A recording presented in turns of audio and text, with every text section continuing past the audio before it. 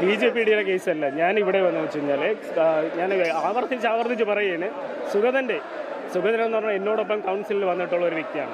അദ്ദേഹത്തിൻ്റെ ഇപ്പം നടന്നിരിക്കുന്ന പ്രശ്നം കോടതിയാണ് അത് പരിഹരിക്കാനുള്ളത്. അദ്ദേഹം ഒരു ലീവ് ആപ്ലിക്കേഷൻ പറയുമ്പോഴത്തേക്കും അതിനെ മുന്നോട്ട് വെച്ചുകൊണ്ട് അതിന് അംഗീകരിക്കണമെന്നുള്ള നിലപാടാണ് ഞാൻ പറയുന്നത്. ഈ പ്രതിപക്ഷത്തോട് ഞാൻ ആവശ്യപ്പെടുന്നതാണ്, നിയമ നടപടികൾ വരണ്ടോട്ടെ. നിയമ നടപടികൾ വരുന്ന സമയത്ത് ആ സമയത്താണ് തീരുമാനം എടുക്കാനുള്ളത്. ഒരു കൗൺസിലിനെ ഈ ഒരു കാരണം പറഞ്ഞുകൊണ്ട് എപ്പോഴും അസ്ഥിരപ്പെടുത്തിക്കൊണ്ട് പോകുന്നത് ശരിയായ നടപടിയല്ല എന്നുള്ളതാണ് എൻ്റെ അഭിപ്രായം. UDF സ്വതന്ത്രം നിങ്ങൾ പറയുന്നതാണ്. UDF സ്വതന്ത്രനാണ്. ഞാൻ വിദ്യാർത്ഥി രാഷ്ട്രീയം എന്ന് പറയുന്നത് എൻ്റെ ഇടതുപക്ഷത്തിലാണ് ഞാൻ തുടങ്ങിയിട്ടുള്ളത്. എന്നെ അതിനുശേഷമുള്ള എൻ്റെ പ്രവർത്തനം കോൺഗ്രസ്സാണ്. ഞാൻ കോൺഗ്രസ് തന്നെയാണ് പ്രവർത്തിച്ചിട്ടുള്ളത്. അപ്പോൾ കോൺഗ്രസിൻ്റെ പ്രവർത്തകനായിരുന്ന സമയത്ത് എനിക്കുണ്ടായ അന്നുള്ള പ്രശ്നത്തിന് പുറത്താണ് ഞാൻ സ്വതന്ത്രനായിട്ട് വരുന്നത്. അത് UDF സ്വതന്ത്രനാണ് നിങ്ങൾ ഉച്ചരിക്കുന്ന വാക്കുകളാണ്.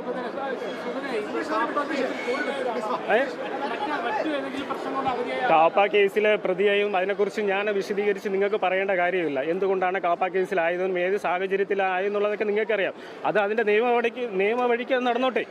ഇപ്പോൾ ഒരു അപേക്ഷ വരുമ്പോൾ ഒരു കൗൺസിലറിനെ അദ്ദേഹം ഇലക്റ്റഡായി വന്നതാണ്. ആരും കൊണ്ട് വെറുതെ പേരെഴുതി വെച്ചിട്ടുള്ളതല്ല. ഞാൻ ഈ പറയുന്ന നാളെ എനിക്കിതൊരു അവസരം വന്നു കഴിഞ്ഞാൽ അത് ക്രിയേറ്റ് ചെയ്ത് കൊണ്ട് വന്നു കഴിഞ്ഞാൽ അത് ഇതുപോലെ തന്നെ പ്രതികരിക്കണമെന്നാണ്. ആരായിരുന്നാലും കൂടെ നിന്ന് സഹായിക്കണമെന്നുള്ളതാണ്. അല്ലേ, സുഗതൻ്റെ ആവശ്യമാണല്ലോ ഇപ്പോൾ ഇവിടെ വന്നിരിക്കുന്നത്. BJP ഇനിയിപ്പോൾ നാളെ ഒരു ദോഷമായ കാര്യം വരെ ഞാൻ റിയാക്ട് ചെയ്യും. അത് വേറെ കാര്യം. അതെ.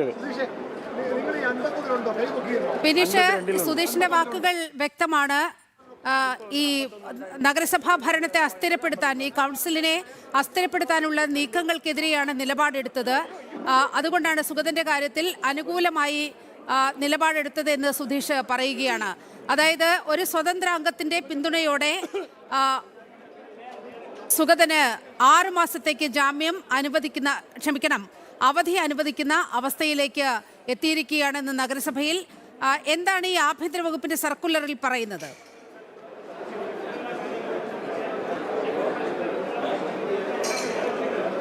നിലവിൽ ആഭ്യന്തര വകുപ്പിന്റെ സർക്കുലറിൽ വ്യക്തമാക്കുന്നത് ഇത്തരത്തിലാണ്. സുഗതൻ നിലവിലെ സാഹചര്യത്തിൽ കാപ്പ കേസുമായി ബന്ധപ്പെട്ട് ജയിലിൽ കഴിയുകയാണ്. ആ ജയിലിൽ കഴിയുന്ന സാഹചര്യത്തിൽ സുഗതൻ തനിക്ക് അവധി അപേക്ഷ നൽകണമെന്നാവശ്യപ്പെട്ടുകൊണ്ട് ആഭ്യന്തര വകുപ്പിന്, അല്ലെങ്കിൽ നിലവിൽ തനിക്ക് കൗൺസിൽ യോഗത്തിന് പങ്കെടുക്കാനുള്ള അനുമതി തേടിക്കൊണ്ട് ആഭ്യന്തര വകുപ്പിനെ സമീപിച്ചിരുന്നു.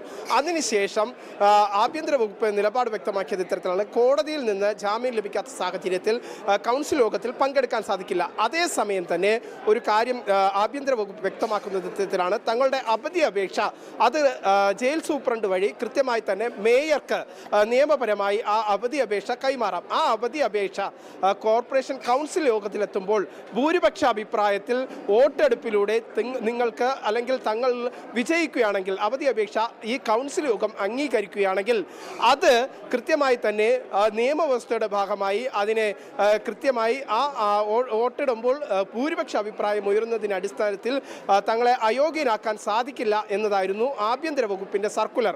ആ സർക്കുലറാണ് അല്പസമയം മുമ്പ് കൗൺസിൽ യോഗം നടന്ന സമയത്ത് മേയർ VV രാജേഷ് ഇവിടെ കൗൺസിൽ യോഗത്തിൽ തന്നെ വായിച്ചത്. നേരത്തെ ഏറ്റവും കൂടുതൽ ഇതുമായി ബന്ധപ്പെട്ടുള്ള വിഷയത്തിൽ ഈ കൗൺസിൽ യോഗത്തിൽ പ്രതിപക്ഷത്തിന് അല്ലെങ്കിൽ അത്തരത്തിൽ വലിയ രീതിയിലുള്ള പ്രതിഷേധം ഒരുക്കാനുള്ള ഒരു ശ്രമം CPM-ഉം കോൺഗ്രസും ഈ ഒരു സുഗതന്റെ വിഷയം ഉയർത്തിക്കൊണ്ട് പ്രശ്നം സൃഷ്ടിക്കാൻ സ്വമേധ്യാൽ രംഗപ്രവേശനം ചെയ്യുന്ന കാഴ്ചയാണ് കാണാൻ സാധിച്ചത്. കഴിഞ്ഞ കൗൺസിലും ഇത്തരത്തിൽ സമാനമായ സാഹചര്യമാണ് ഉള്ളത്.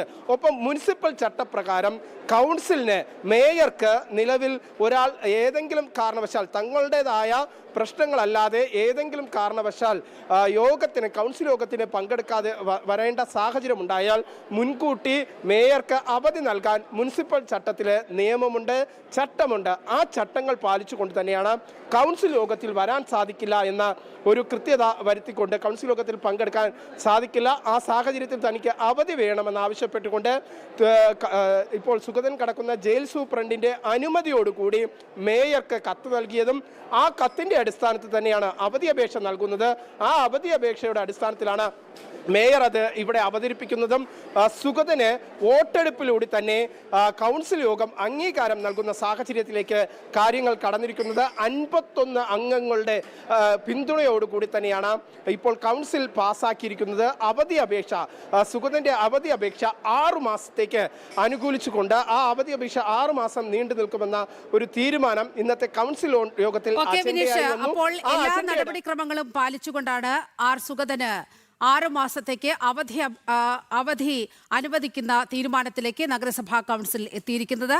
ഒരു സ്വതന്ത്ര അംഗത്തിന്റെ ഉൾപ്പെടെ 51 പേരുടെ പിന്തുണ ഈ നഗരസഭാ കൗൺസിൽ തീരുമാനത്തിന് ഉണ്ട്. ഒപ്പം ആഭ്യന്തര വകുപ്പിന്റെ സർക്കുലറും ഇതിന് അനുകൂലമായി തന്നെ വന്നിരുന്നു.